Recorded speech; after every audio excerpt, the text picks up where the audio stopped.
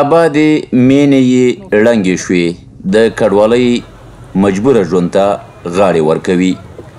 د نورګل ولسوالۍ د مزار او څوکۍ ولسوالۍ د یوګل درو کې له مرګونې زلزلې ژوندي انسانان نور خپل کور، دیره او ډنډه نه لري. اړ دي چې د لمر تودوخه او د باران شیبې د خیمو لاندې وزغمي. د کونړ په دواړه زلزله ځپلو سیمو مزار او دیوګل کې په خیمو کې میشت شوي زلزله ځپلي د حکومت او نورو مرسته کوونکو له شوو مرستو خوښ دي، خو د اساسي سرپناه او د ژوند د نورو اسانتیاوو غوښتنه کوي.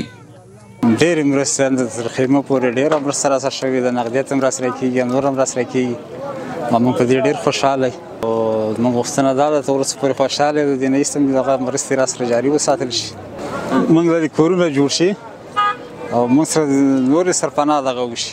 او انشاءالله موږ د مرستو نه او د حکومت نه د مرستو والا نه ډېر خشمن دی چې موږ سره مرستې روانې دي او نور هم را روانې دي او خیمې راکړي دي او موږ نور هم کېدای شي دغه مینې مو رانشي دي چې نورې مرستې بیا موږ سره وشي. اوسه پورې دغه د خیمو مرستې راسره شوي دي او نغدې دغه راسره شوي دي. موږ سره چې کومې مرستې شوي دي په دې باندې خوشحاله دي چې الله نور الله دې بله عزت ورکړي، الله دې کامیاب کړي. موږ سره هغه الفاظ نشته او نه هغه تلفظ موږ کولی شو چې موږ سره نظام امارت اسلامي ولسي خلکو حتی ګاونډي ولایتونو او د لرې ولایتونو خلکو چې څومره همکاري وه هغه موږ سره په پوره پیمانې سره کړې ده. دلته ډېر منظم مرستې را روانې په منظم شکل توزیع کېږي او په منظم شکل باندې اړین ځایونو ته محتاجو خلکو ته هغه رسیږي. کونړ کې د امارتي ادارو مسؤلین وایي د زلزله ځپلو د سرپناه غمې خوړل شوی او ټولې مرستې ورسره په ښه ډول ترسره کېږي. نن انشاءالله د مرستو بهیر ښه په چټکۍ سره روان ده او په دې مرستو کې هر شی شته، هر شی وجود لري، سرپناوې دي، که خوراکي توکي دي، که غیر خوراکي توکي دي، هر څه پکې شته. او دغه لړۍ دلته په یو منظم چوکاټ کې روانه ده، کمیټې ورته سازي شوي دي او خدمات په یو منظم طریقه سره کېږي.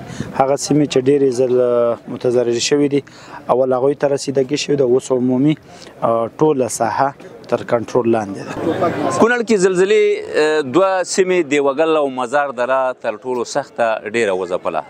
هلته ودان کورونه ویجاړ شو، اوس یې هغه پاتې اوسېدونکي چې له دغه غمجنې پیښې یا زلزلې ژوندي پاتې دي اوس دلته کمپونه جوړ شوي دي، په خیمو کې استوګنه کوي. خوشحالۍ خبره دا ده چې همدغه پاتې کسانو ته د بېلابېلو مرستو لړۍ روانه ده. تاسو زما تر شا ګورئ چې دلته زلزله ځپلو کورنیو ته هم نغدي مرستې ورکول کېږي او هم د سرپناه غمې خوړل شوی او د دې ترڅنګ هغه څه چې د پاتې انسانانو اړتیا ده دلته ورته توزیع کېږي او دا لړۍ د کونړ په دیوګل او همداراز په مزار دره کې روانه ده. محمد ناصر ملنځی د افغانستان ملي ټلویزیون، کونړ.